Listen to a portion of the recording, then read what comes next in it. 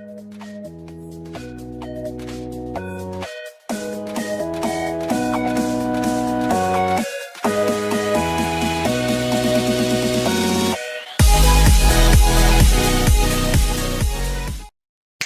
guys, River the Rage here. Hope you're having a fantastic day, and welcome back to another episode of Mad Millennial Monday. And we have a doozy of one this week. Oh boy.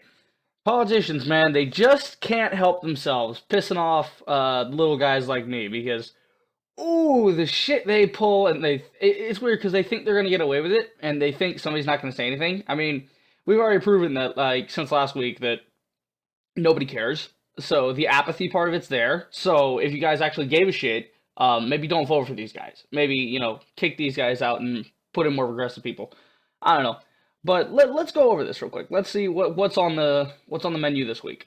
All right, so here we are on the Huffington Post, and both of these stories are coming from the Huffington Post because I figured it would be a somewhat official source.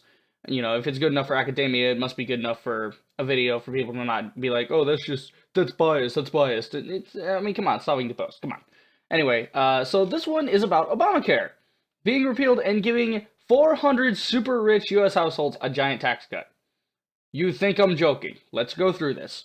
Repealing Obamacare would give 400 of the richest families in America a tax cut worth an average of $7 million each. No, guys, let me read that back. $7 million each. Do you see the word each here? Do you see it? Each, right there. That means that 400 times 7 million. Let's see, what would that come out to? Oh, wait, I already did the math last night. $2.8 billion. That's $2.8 billion. Now, why is this so? Where are they getting this $7 million tax cut? Well, the Huffington Post explains, it may sound harsh way of characterizing your appeal, but it's an accurate one, yada yada. So basically, the Affordable Care Act, was put in, and they added this thing called the surtax, right? So basically, it looked at people who made $250,000 a year or more. Well, apparently for couples it's $250,000, for individuals $200,000, right? And you would get taxed a little bit more, right? You would get a 0.9% tax increase on your personal income, right? So if I make I'm trying to see. I'm not good with percentages and decimals. I hate them. Fractions are okay, but percentage and decimals, I don't know. Anyway, so 0.9. So say I make $100, right? That was my income for the year. 0.9 of that would basically be 90 cents. So then I would have to pay 90 cents on top of the other taxes I already pay, right? For income tax and whatnot. But this only applies to individuals who make $200,000 for individuals and $250,000 a year for couples. Right. So let me say this. That's plenty of money.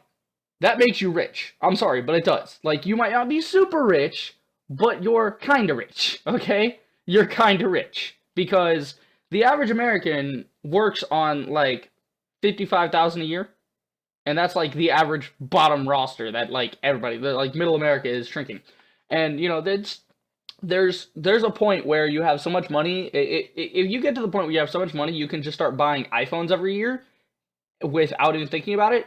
Yeah, you got a bit of a problem there. Anyway, so basically, repealing this would cause 20 million people to lose their insurance, while giving 400 households, right, 400 of the richest families in America, $7 million in tax breaks. On average, these families have incomes of $318 million a year, according to the report, which means the $7 million tax cut they would get is roughly equivalent to increasing their incomes by 2%. So, I forgot to mention that there's a 0.9 piece for the income tax for your personal wealth, like your personal income, and then there is also a 3.8 tax increase to fuel Obamacare based on your business income. So that applies to business owners and small, big, whatever. If you're making $250,000 a year as a couple or $200,000 as an individual, then that applies to you and your business. So basically, the business part of it was aimed at people like the Waltons, the Rothschilds, the Rockefellers, these people that own Walmart and Best Buy and fucking the big pharma, these guys. So basically, this is what it looks like. So you got your, your ACA repeal for your top 400, blah, blah, blah. 800,000 people in 20 states, right? Right? Look at this. Approximate tax cut for the top 400 is $2.8 billion. Did I not just do the math for that? Meanwhile, the value of premium tax credit by 2019 will be $2.7 billion in all of these states. Right, that's a bit fucked, don't you think? So then, we're going in, and this is just ridiculous. This is just ridiculous. Now, the Republicans have already stated, yeah, we want to get rid of Obamacare. We want to get rid of Obamacare. Okay, show me your alternative. Give me single payer. Give me, give me, federally funded. Give me something like that. Oh, you don't want to do that. Meanwhile, $125 billion was just wasted at the Pentagon. That was $25 billion. Now, to be fair, the $125 billion was wasted over a 5-year period. So breaking that down, it averaged $25 billion a year. Meanwhile, the current subsidy rates for the top 400 households is like $3 billion. So what the fuck? You're just taxing them a little bit more. So why can't we redirect some of that waste that went to the Pentagon into healthcare? Now, I ain't done yet. You think it's just one and done. No. We're covering medicine today. And you think the tax cut thing is bad, all right? That's gonna suck, all right? I'm not saying if it happens, it's gonna suck. No, it's going to suck because they're gonna do it, right? And unless they have a great alternative, then the rich are gonna get richer and the little guy's gonna get fucked. Per the usual routine with the right wing in this country. And the Dems aren't any better, which I'm about to show you. Here, we have a new headline. Cory Booker and a bunch of Democrats prove Trump right on Big Pharma. Oh, that just sounds good, doesn't it? So if you guys don't know who Cory Booker is, Cory Booker just stood up the other day. I believe he is a Republican senator. 12 Republicans, 13 Democrats. Actually, I don't know. I just know that he was standing up there, and he was, Senator Cory Booker. I'm sorry, he wasn't a Republican. He's the Democratic not representative. That's a different thing. Democratic senator from New Jersey, and this is the guy that if you've probably seen him up there talking about, at Jeff Sessions' confirmation hearing, the new I can't remember what Jeff Sessions getting put in charge of, but basically he's a bad dude. You don't want him in charge of anything. So Cory Booker went up there and broke the unspoken rule of senators not hating on other senators basically. But he went up there and he was like, yeah, no, this guy is a racist. He's an asshole. Can we not have this guy as I believe the Secretary of State? Hold on, let me Google this. Jeff Sessions for, let's see. Say no to Jeff Sessions. Attorney General. I thought it was Attorney General. I just didn't want to say it unless I had a fact. Anyway, so he wants to be confirmed as Attorney General. Cory Booker went up there and said no. Good job, Cory Booker. At least he's got that. But then this happened. On Wednesday, Donald Trump said Americans were paying too much for prescription drugs because big pharmaceutical companies have too much power in Washington. We have to create new bidding procedures for the drug industry because they're getting away with murder, Trump told reporters. I completely agree with that. Shocker. I would agree with Donald Trump. I hate the man. But no, I will agree. I will give the devil his due. So let's see here. Pharma has a lot of lobbies, a lot of lobbyists, and a lot of power. So does your cabinet, but we're not going to talk about that. Shut the fuck up about my cabinet. Anyway, this is not to slam Donald Trump. We're here talking about this. All right. So basically, Bernie Sanders came up with this idea of like, hey guys, Canada has cheaper drugs than we do, so why don't we just import some drugs from Canada? Seem fair?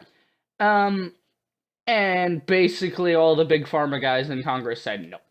They said no. So basically, the murder spree continued into the final hour of Wednesday night as 13 Senate Democrats proved Trump right by joining 39. They crossed party lines to vote against getting you cheaper medication. They voted against helping you. Now, 13 Senate Democrats. That may not sound bad. 39 Republicans. Meanwhile, there were like 12 Republicans that actually came over and started voting for Sanders, which is fucking weird. Even Ted Cruz. Ted Cruz, okay? Ted Cruz, the guy that wanted to ban dildos in Texas. I'm not kidding. You can look that up. He actually proposed like a 70-page thing banning sex toys in Texas. It obviously didn't pass, but yeah, that guy. he voted for getting you guys cheaper medication, saying, yeah, this is a good thing. We need this. Anyway, so they go on to say the vote failed 46-52 because the 13 Democrats opposed it. So what would have happened if the 13 Democrats... Let's break this down. Even if the 13 didn't completely flop, right? If it wasn't unanimous on the 13, let's say half of them did, right? You take 6 out of the 13 and you give it to the other side. What would have happened?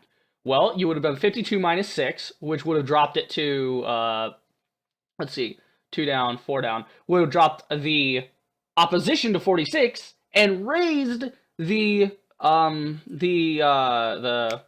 I'm sorry, I can't think of the word for the opposite of opposition. I can't think of the opposition to opposition. I don't know. The opposition to the opposition would have been raised by 6, which would raise it to 52-46. It would have just flipped it if only half of them did that. Would you even need half? Would you even need to get to that point? You might even only need 3. Drop 3, raise 3. Actually, no, that would be 49-49. So you'd need at least 4. But if just 4, if just 1/4 of those Democrats said, you know what, we should probably just do cheaper drugs, you would have had cheaper drugs put in this country. Now, what were some of the excuses they gave, right? The Republicans and the Democrats that, voted against cheaper medication for you guys. Well, let's see. According to this, here's Cory Booker. He says, I support the importation of prescription drugs as a key part of a strategy to help control the skyrocketing cost of medications. Booker said in a statement provided to HuffPost, any plan to allow importation of prescription medications should also include consumer protections that ensure foreign drugs meet American safety standards. I opposed an amendment put forward last night that didn't meet this test. The rising cost of medications is a life and death issue for millions of Americans, which is why I also voted for amendments last night that bring drug prices down and protect Medicare's prescription drug benefit. I'm committed to finding solutions that allow for prescription drug importation with adequate safety standards. Oh, okay, so Booker's protecting us, right? He's, keeping all the bad drugs out. Well, after all, I mean, you can't trust the Canadians, right? You can't trust them. I mean, they're up there cooking up whatever mad science socialist drug stuff they want, and it's, totally bad and stuff. So we got to be careful of that. Oh, one problem there, Booker. There's one thing you're forgetting, Cory. They buy their drugs from us. Okay? Canadians? Okay. Yeah, look at this. This is a great quote. I love this. PHRMA Pharma has issued similar warnings to several state governments that have legalized Canadian drug imports in the past. In 2003, Minnesota Governor Tim Pawlenty reacted to farmers' pushback, saying, where are the dead Canadians? Show me the dead Canadians.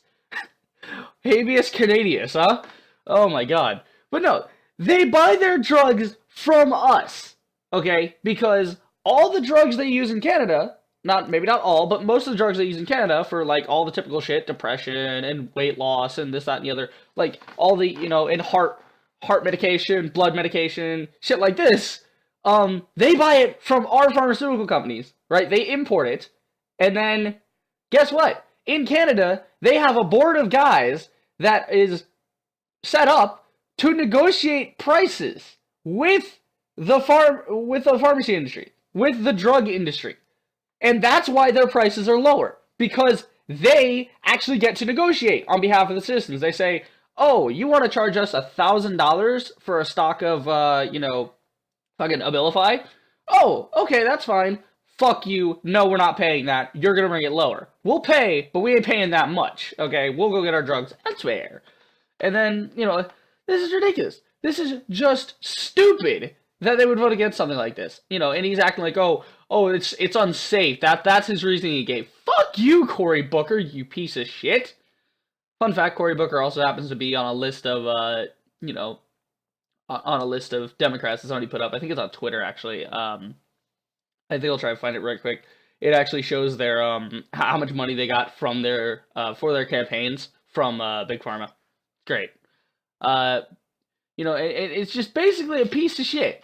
Basically, everyone who voted against this is a piece of shit, right? So basically, pharmaceutical companies have the highest profit margins of any industry. Prescription drug prices are increasing by an average of over 18% per year. It's just ridiculous.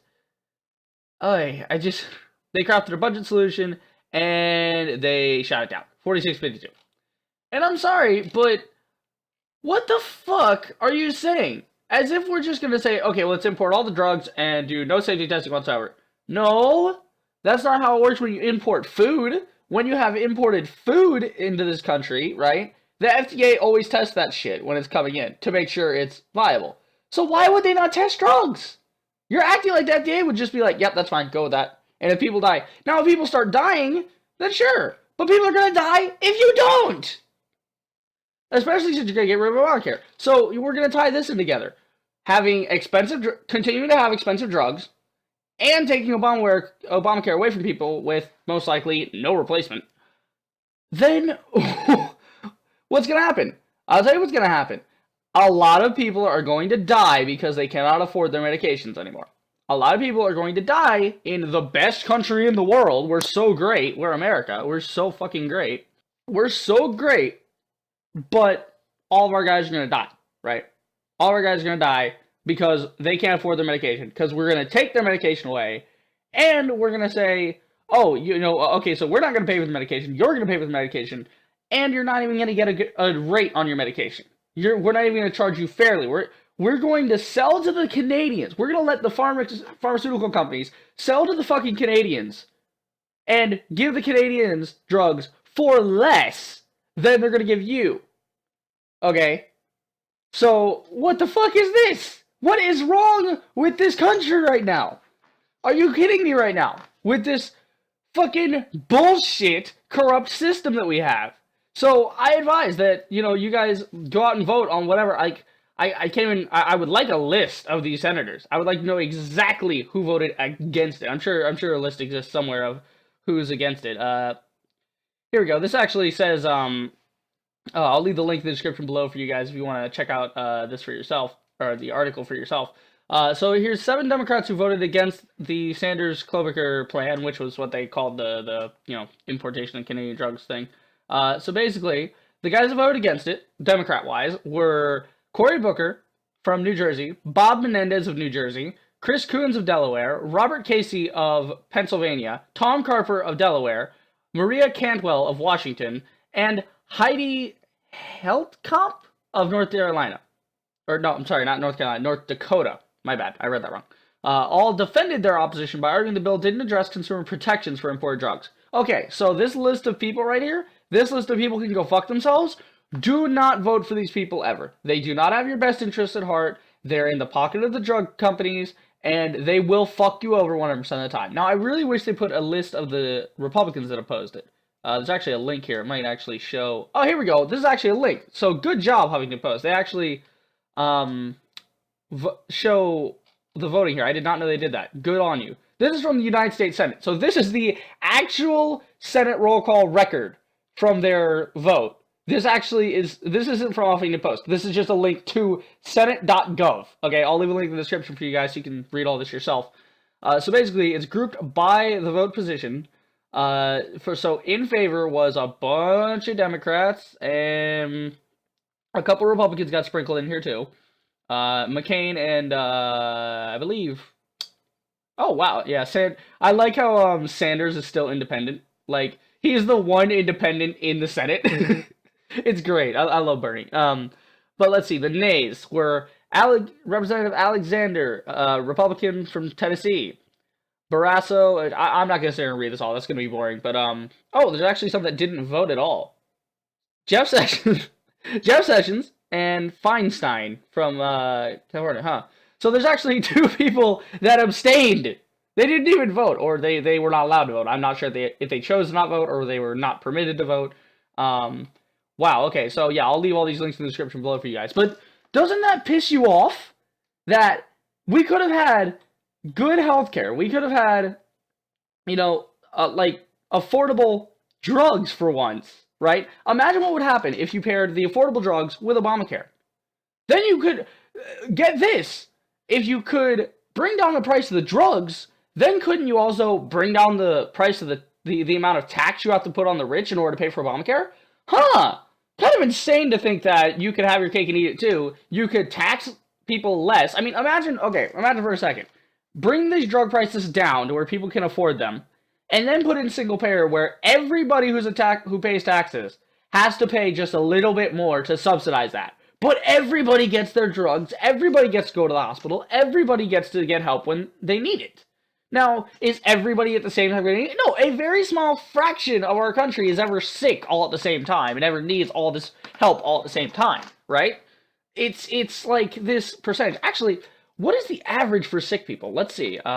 Average of hospitalized patients per month in America. I want to see what this percentage is. I want to know. I want to sit here and make a point here, and I want to know. Here, here from the CDC, CDC.gov is saying. Let's see here. Persons with overnight stays. Percent of persons with overnight hospital stays, 7.3%. Outpatient department visits. Number of outpatient department visits, 125 million. Outpatient visits per 100 persons is 41. I mean, come on. That's not even that much. 7.3% of Americans go to overnight hospital stays. Like, what the fuck? I mean, it's ridiculous to think. I don't know, it pisses me off. But good on Huffington Post for putting in the link to the Senate roll call so you could call them out on this. You know, I'll leave the link for all of these articles, whatnot, in the description below.